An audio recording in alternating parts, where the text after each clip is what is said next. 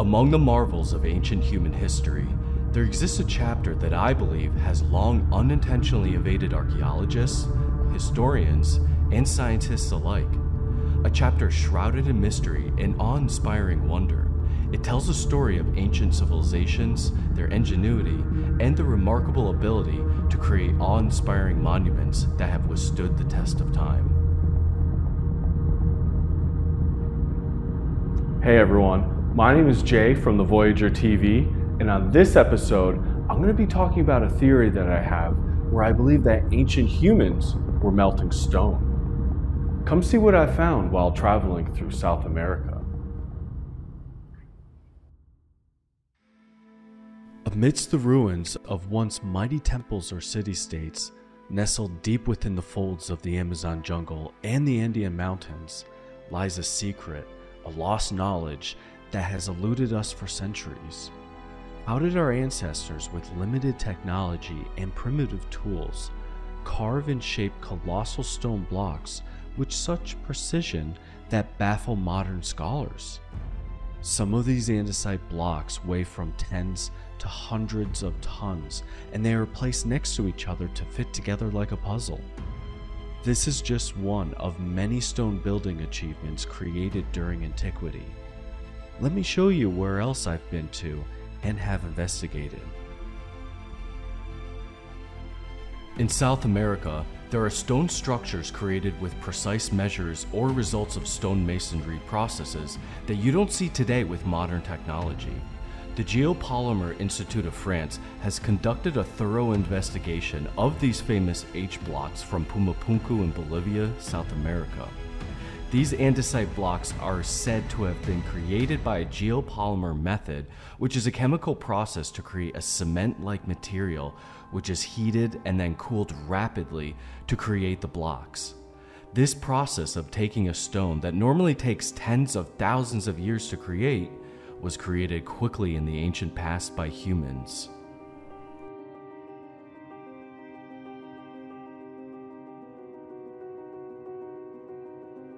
In 2017, a research conference was held, and Joseph Davidovitz presented with all of the gathered research that these ancient blocks were in fact made by a geopolymer method. Joseph and the Geopolymer Institute of France was granted permission from the Bolivian government to take samples so they can perform tests on a few of these blocks. They found that these blocks were in fact andesite, which is a 7 on the Mohs scale, and that even though all of these H-shaped blocks look the same, they all had different dimensions, but were all able to fit together to create a wall. While investigating, they also found guano, which is bat droppings inside the chemical compounds of these stones. It is a unique specimen of mixture found in the entire world. On top of this, they traded from far distances to obtain all of these materials to create these geopolymer stones. One clear indicator that these stones were created by a geopolymer method is the amount of iron found in these mixtures. It's a natural occurrence that iron is found in andesite stone, but these ancient builders have always chosen stone with iron compound included. It's never from stone around the area or stone without iron included. To be able to see if hard stone has any magnetized iron compounds inside, you can place a compass right up against a stone. Here's a video of me placing my compass on an H-shaped block while I was in Pumapunku.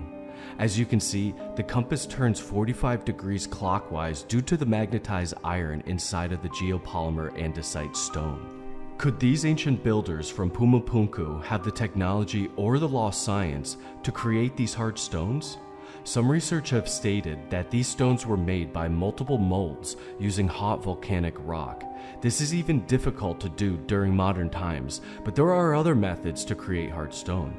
These ancient builders used natural andesite volcanic sand that's not pulverized by using a geopolymer method. Even those archaeometrics people who are claiming that this has been done by an ancient civilization 30,000 years ago or 60,000 years ago don't have the tool to replicate this.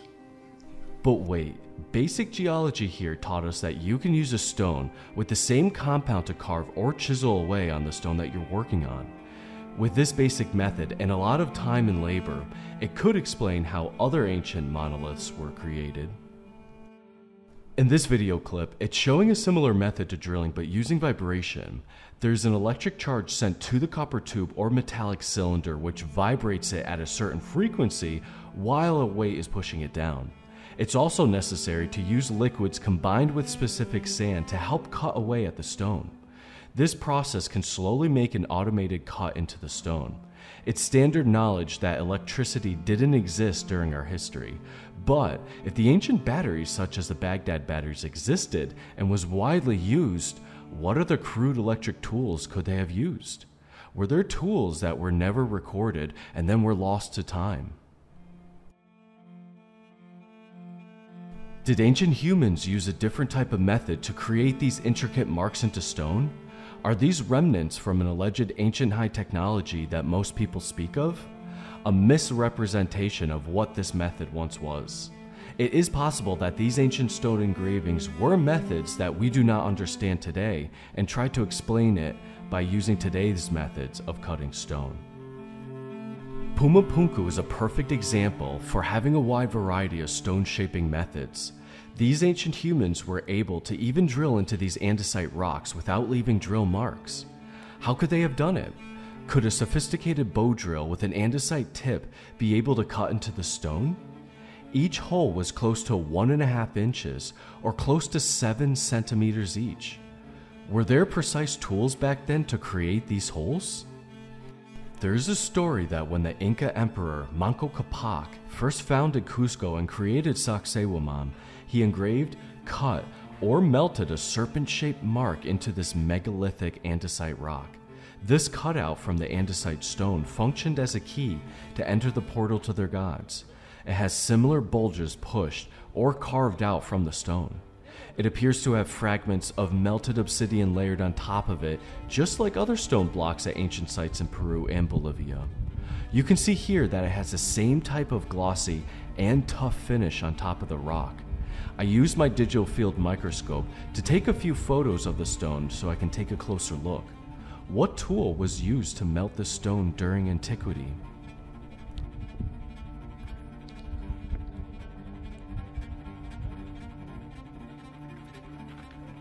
It looks as if there are multiple types of markings into these grooves, possibly from over time, people using different tools against it.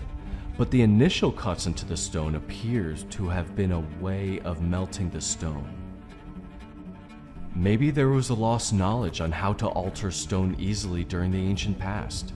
How do you think the ancients created this? During the reign of the Inca Empire and other civilizations in the western part of South America, there were basic methods of record keeping and a numbering system used with knots on rope. They also created bronze chisels, axe, knives, and other basic tools and weapons.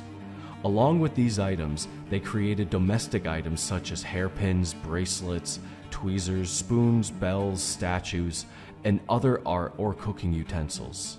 Most importantly, their weapons and tools were bronze, making them effective against wood and stone tools used by surrounding tribes. The Inca were a civilization that conquered and peacefully absorbed other nations and tribes into their empire, acquiring their materials, tools, and knowledge. With all of these acquired resources, Cusco became a large trade city that flourished. According to the legend collected by Garcilaso de la Vega, Manco Capac and Mama Ocllo migrated from Lake Titicaca on the advice of their father, the sun god. They threw a golden javelin, and where it landed, they found the new city of Cusco and Sacsayhuaman. Although, in 2008, archaeologists discovered ruins at Sacsayhuaman where they dated the site to 900 AD to 1200 AD by the Quilque civilization. This predates when the Inca civilization discovered Cusco and Sacsayhuaman in the 13th century. This just means that if the Incas built their city and temple upon other layers of civilization, could the Quilque civilization have built their city upon ancient ruins from a much older civilization?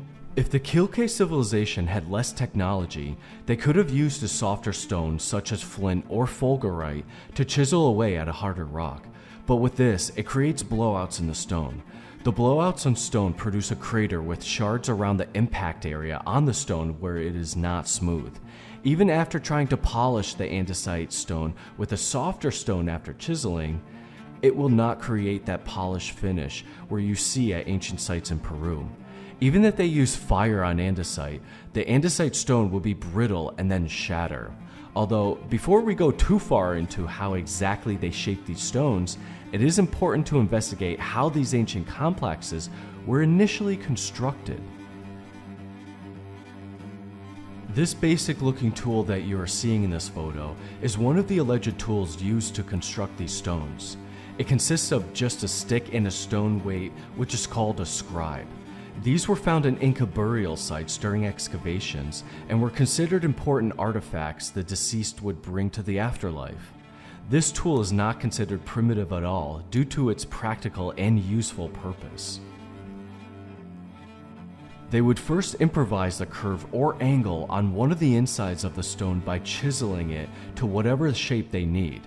Then, they would have the one end of the scribe follow their improvised path or angle.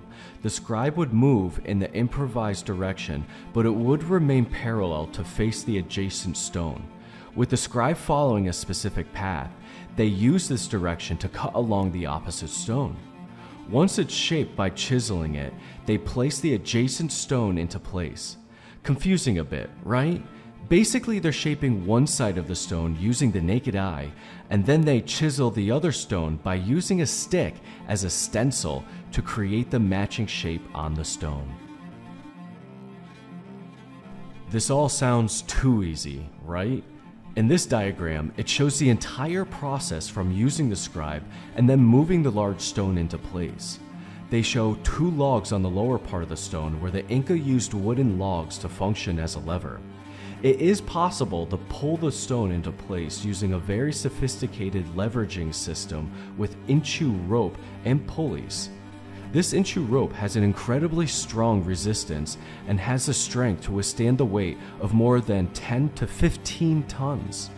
These bridges made from inchu rope are even in use and still repaired to this very day.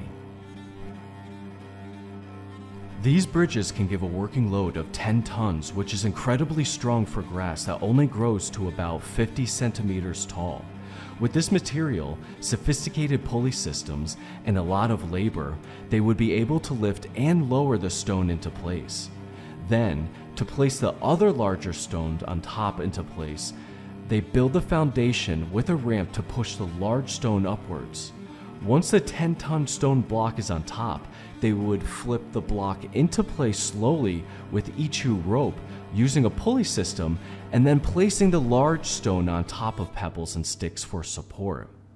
They will then take wooden beams and then place them underneath the knobs that are protruding out of the stone to hold it into place. They will then use the scribe to chisel away at any imperfections in between the large stones. After the final detail, they would lower the large stone into place.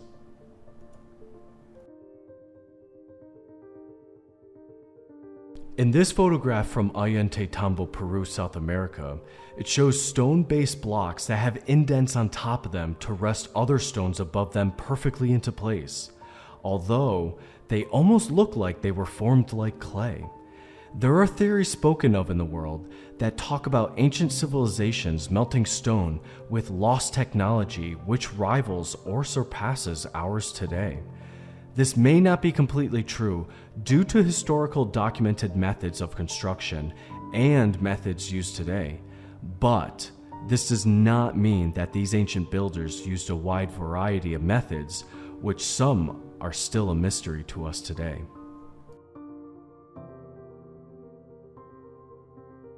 These ancient builders used an acid pyrite mud coating to combust or melt the stone to make them perfectly fit. As you can see in between the stones, it has a dark red stain around the creases of the blocks.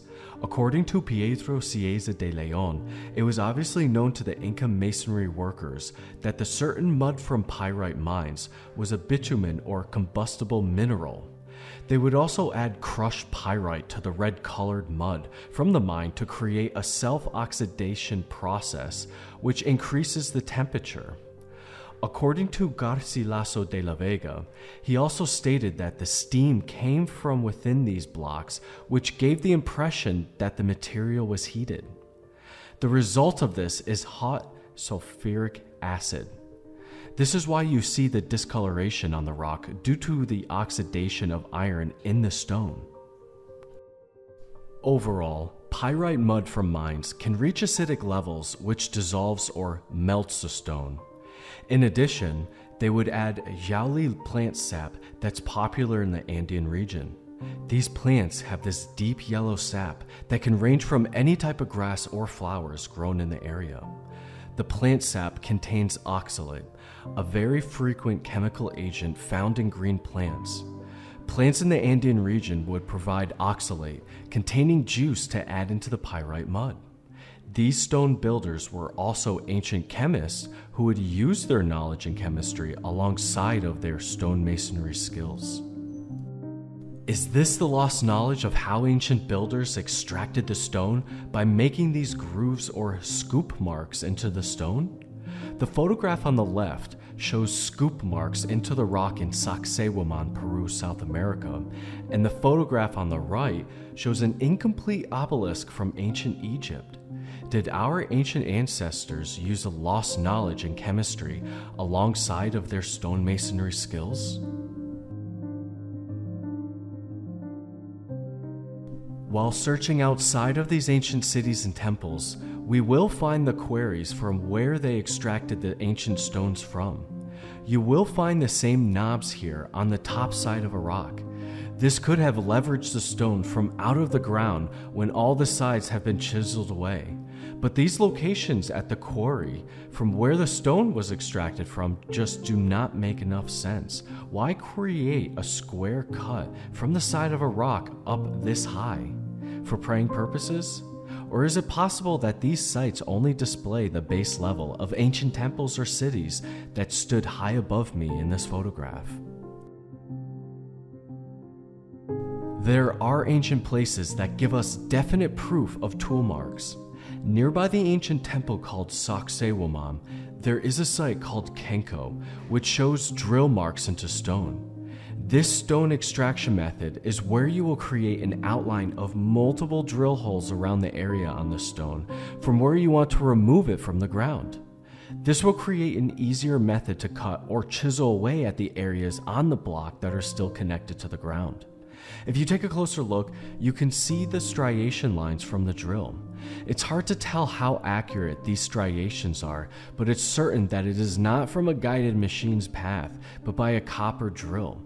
These drill hole marks are also right near this area where we see strange flat cuts on the rock ground. These strange flat cuts on the ground are scattered everywhere throughout this place. There are smaller drill holes that are said to be from a modern drill, but the rest are all ancient. If you take a closer look at the rock on the ground, they have strange groove-like shapes in them. These grooves can feel as if they were created by your hand or fingers, and that the stone used to be a softer material like mud. But this is not true, as these marks are the result of acidic rain falling on the stone during a time when it was magma from a volcanic eruption or simply by dissolving over time. These grooves on the rocks have pockets where the acid rainwater would have rested. This could be completely true if all of these grooves were present everywhere at this site and not just in this certain area. This part of the video, you'll see the grooves from the acid rain gradually stop, but there are groove-like indents on the sides of the stone from where the stone blocks were cut out from. This means that these groove deformations in the stone were done after the stone was cut or during. This could be a certain process that the ancients used to remove stone from the ground. a method using science that can easily be reproduced by us today, but for ancient humans, it was a knowledge and science that they used for their entire process of creating these stone marvels. Could there have been a process to alter stone if certain materials were available during the distant past? If these were human-made marks in the ground, is it possible for them to alter the stone by either using acidic liquids, or could they have somehow heated the rock and then cooled it rapidly? If this were possible, would the ancient builders have access to dry ice? Could they have used a process to heat and then cool the stone quickly? If they had this much stone masonry advancement and chemistry during antiquity, what else could they have accomplished? What was the function of this ancient site with all of these strange shapes in the ground? Could they really just be for ceremonial mounds and temples? Why shape the rock ground like this?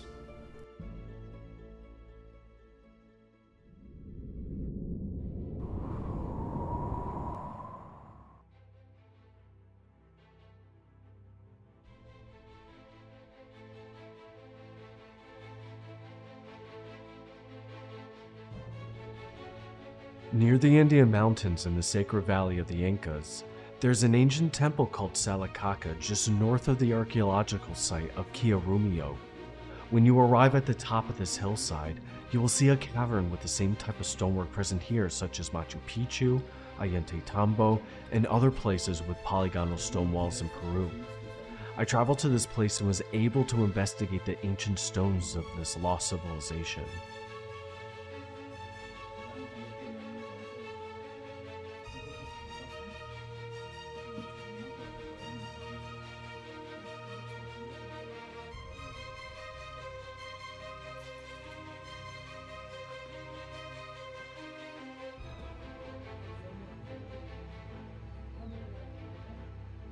What I found besides the same stonework was an abundance of obsidian that still covered these ancient stones.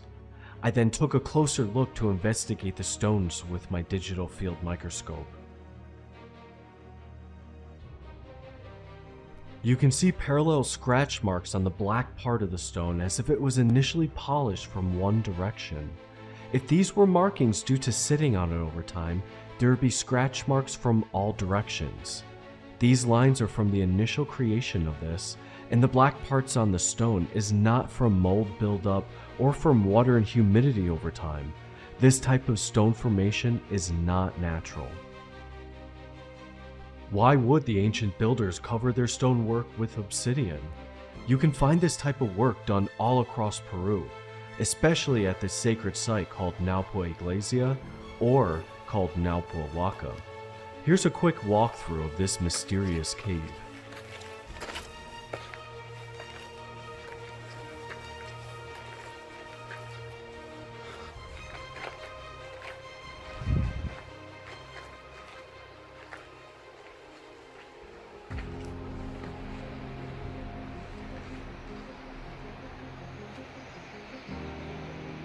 I used my microscope on this altar or water fountain that's in front of the cave.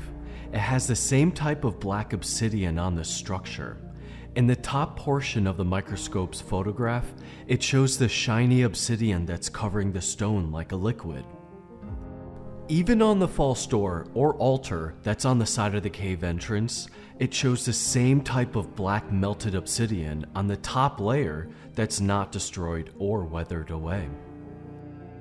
We'll even find this melted obsidian in a temple called Huatocto that's far from the other locations in Peru that have this type of stonework. This ancient temple has the melted obsidian in the areas that aren't touched or required to be altered.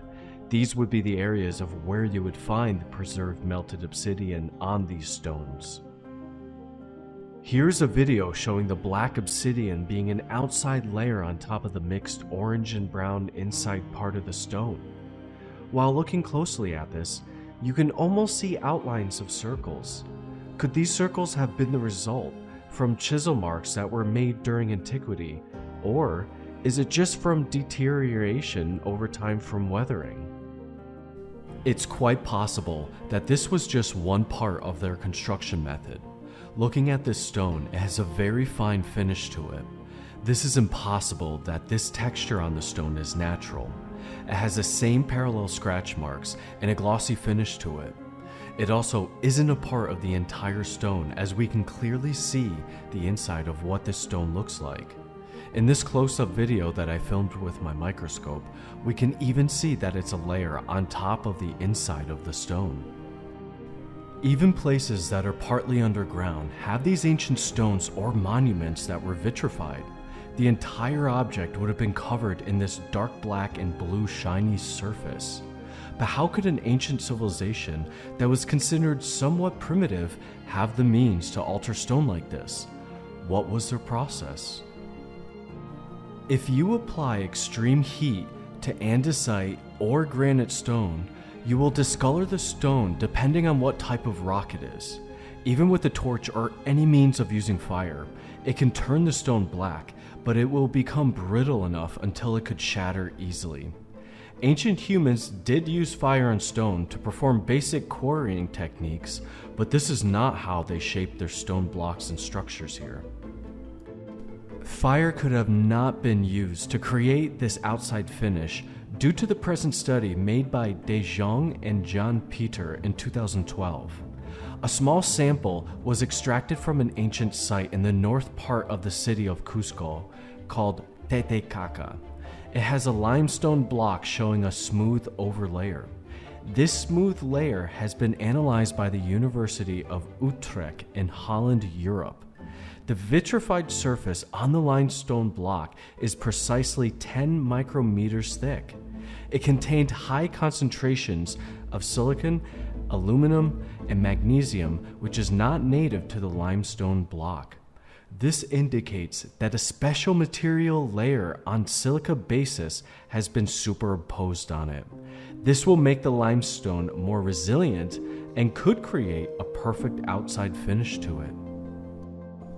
The ancient builders created this gel-like substance by taking volcanic rock with acid pyrite mud. This gel was then placed onto or in between the limestone blocks to create that shiny vitrification finish. This is just one of many methods of chemistry that these ancient stonemasons have used while creating their stone structures. But the stone blocks that have the black obsidian on the outside is a bit different. Could this have been done by heat surpassing the temperature of a torch? There are methods today using giant Fresnel lenses to melt stone. It only takes a brief amount of time for the intense amount of refracted heat to melt the granite or andesite stone. If ancient men had Fresnel lenses, this would be possible and may be the answer, but they did not have the technology to create glass during this time. When a Fresnel lens is used against these types of stones, you will notice the dark colored glossy finish it creates on the stone. This is close to what we find on the Peruvian ancient stones, but not quite exactly the same look. While traveling through South America, I saw from various locations that ancient natives of the land used gold to create aesthetic products from it. These goldsmiths made statues, jewelry, trinkets, headwear, bodywear, and even covered objects from nature in gold. They would use it for the religious ceremonies, burials, and for other aesthetic purposes. There was so much gold that they even covered their stone buildings in it.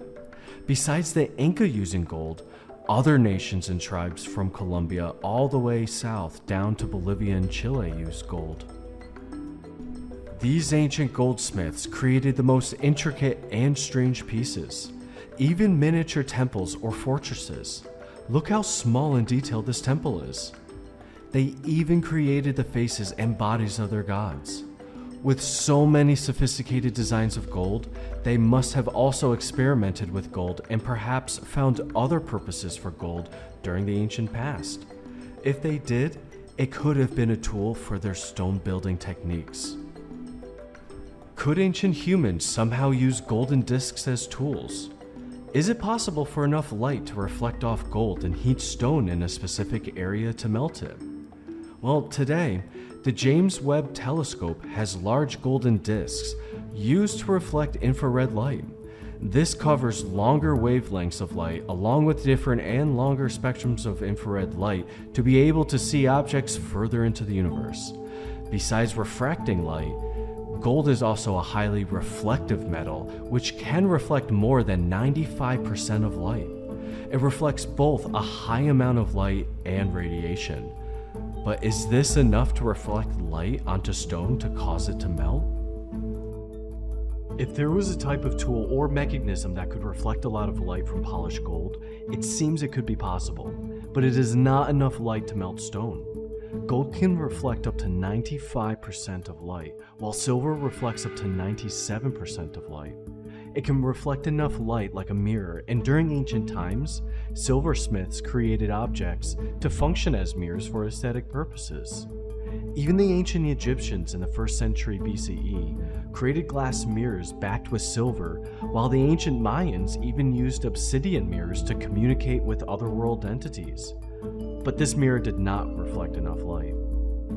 Since using the reflection of the sun to melt rocks is not a viable solution, ancient builders must have used a different purpose or a way that did not involve the sunlight. Perhaps by applying a solution to the outside of the stone structure and then somehow heating it as hot as a kiln, creating obsidian. It would have the same outside glazed finish, but the question is, how did they produce enough heat outside of a kiln? Could a certain tool apply this much heat? There is an ancient story where the last Inca priest from the Ramumuru area used a golden sun disk attached to a staff and then escaped through the portal to never be seen again. It was said that he inserted this specific golden disc into that indent. A bright light flashed, and then he was gone, leaving behind a visible cloud of hot steam until it slowly disappeared. If you look closely at where this indent is, it has the same type of black material in the center melted into the rock.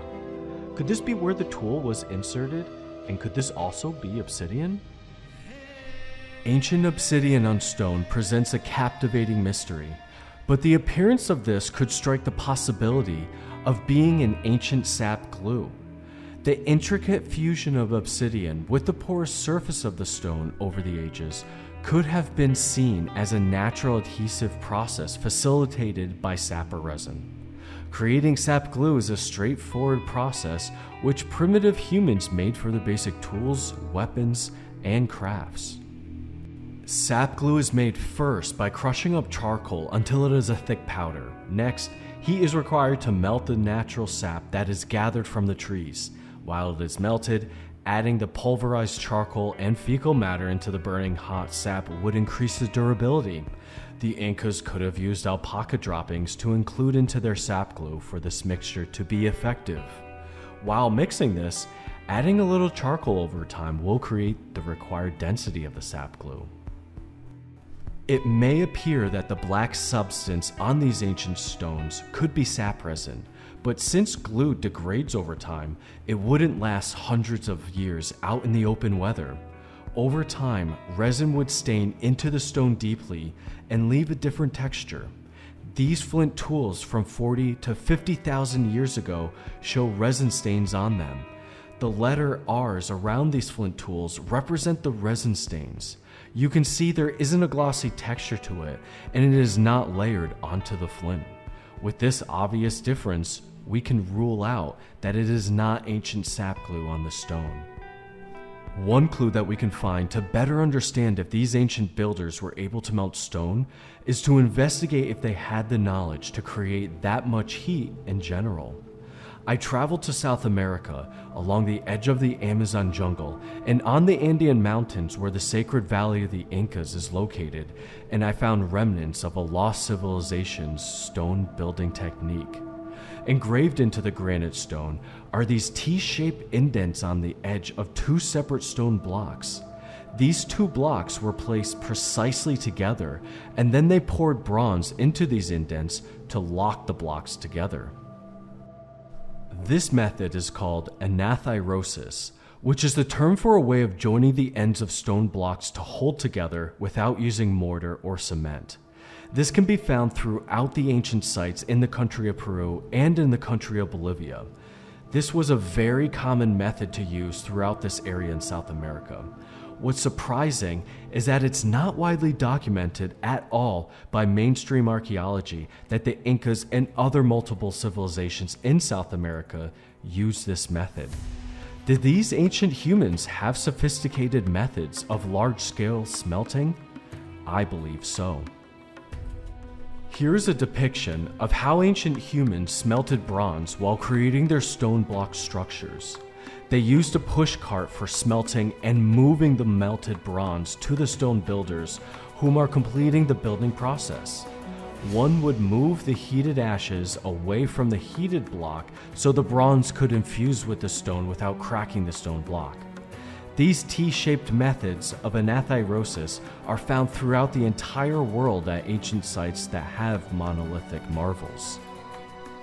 Ancient civilizations, especially the Inca, had a process of smelting and bronze crafting.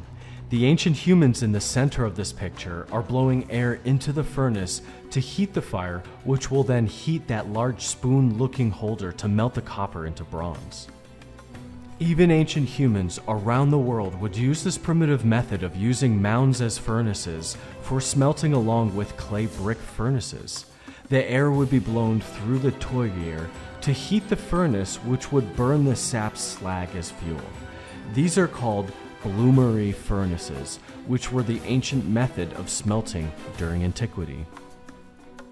It would have been a large-scale project with multiple people working these bloomery furnaces. They would pour the charcoal into the top and add air from the bottom. Even though the drawing of this ancient scene is obviously not real, the photograph in the top right is real from a cave in Peru. These are called huayras in the Quechua language, which is the language of the Inca. These huayras are documented to have been used during the Inca civilization and are even still used today in certain areas. During one of my voyages to Peru, I learned about the history and culture of these towers. What we're looking at here is called a Chupa Tower in Siustani, Peru, near Lake Titicaca. These are documented to be from the ancient Aymara civilization, and they serve the purpose as funerary towers for a noble person or family. These are found all across Peru and Bolivia, in all types of sizes and heights. Human remains, along with their belongings to bring to the afterlife, were found in these towers, showing how the people were laid to rest. Although some of these towers did not have any belongings or bodies found in them, some have said that they were discovered empty, except with fragments of metal all over the inside. It was also said that the Chupa Towers that were not rebuilt had burn marks on them. All of these Chupa Towers have many similarities, including these particular front entrances. The entire side of this entrance and the inside are also all discolored. Looking at this video that I found, you can see the inside of these Chupa Tower stones had the same discolored marks as well. This could be a large ancient smelter or huayras in Peru, and these could be burn marks, but the color is much lighter, and I believe they could be acidic burn marks from chemicals. If the ancient builders of Sacsayhuaman used chemicals to melt stone with mud from the pyrite mines, they could have used these towers for other chemicals too. Even the towers that have only the base remaining and are open to the air still have these discolored stones. And what is even more interesting is the base flooring of these towers have completely flat blocks. If these were funerary towers that were filled with belongings and filled with dirt and rocks, why make the floor extremely flat? If you were going to make a stone structure that does not leak liquids, you would want all the blocks to fit tightly together with no cracks or open seams. In my opinion, some of these ancient Chupa Siustani towers may have been originally made to be giant smelters that the ancient builders used for smelting. After a lengthy period passes, they may have been abandoned, reused, and/or the ancient Aymaras could have constructed new towers to be created for funerary tombs. In the city of Cusco lies an ancient temple called Coricancha, where the Spanish conquistadors destroyed most of the megalithic building, tore down all of the gold and reconstructed a church instead. The word Coricancha is formed through a combination of two Quechua words. The first one, Cori, which means gold in English, and Cancha, which is a place enclosed by walls. This suggests that the name of the temple roughly translates to walls of gold. This entire temple was covered in gold and would reflect the sun rays to light up the temple and surrounding city until it was removed in the 1500s. If these builders could smelt that much gold, it makes you wonder what tools, smelters, or simple ancient machines were used to create all of this gold. In the center of the Coricancha, it used to be filled of silver and gold offerings, so much that it filled the vast garden completely. Today lies a somewhat strange and familiar object in the center. In the 1600s, this object that looks like a bathtub was taken from a smaller temple inside the Coricancha complex and brought into the center to act as a basin for the Spanish church. I believe that this octagonal-shaped object is a misunderstood tool for metal smelting, rock smelting, or possibly for mixing chemicals. But mainly, it was to enclose a lot of heat to smelt some type of material. It's quite possible that these ancient builders smelted all different types of objects and perhaps stone buildings and structures. There is one temple near Lake Titicaca in particular that has stone statues and blocks which has similar properties to Pumapunku in Bolivia. This is the fertility temple, or the mushroom temple called Inca Uyo in the town of Chucuitu next to Lake Titicaca. There is a debate whether this temple was for fertility rituals or was for mushroom rituals due to the differing shapes making it unclear which object stood for what. But what's certain about this place is that it has unique objects not found anywhere else besides being polygonal walls, but will have the same strange properties just like in the temple of Pumapunku in Bolivia. Some of these miniature pillars are missing the top part, while most of them look like they never had one. It's unclear whether any of these pillars were pre-Inca, but it's known that they had the same rock material by having an abundance of iron in it. All of these miniature towers will show your compass's cardinal direction point incorrectly when holding it close to the statue. This is due to the iron being magnetized when it was first created by humans. Why is it that all of these megalithic buildings and structures have stones with an abundance of iron and magnetic properties mixed into it? Using their ingenuity and observation, ancient humans discovered that certain types of stones, when exposed to certain chemicals, underwent a remarkable transformation of what we may perceive as melting. These master stone builders use multiple methods of stone cutting techniques such as drilling, cutting, using chemicals, and melting obsidian on top of their stone blocks. I believe these ancient master stone masons use plenty of methods and possibly stone shaping techniques to create their view of the ancient stone world.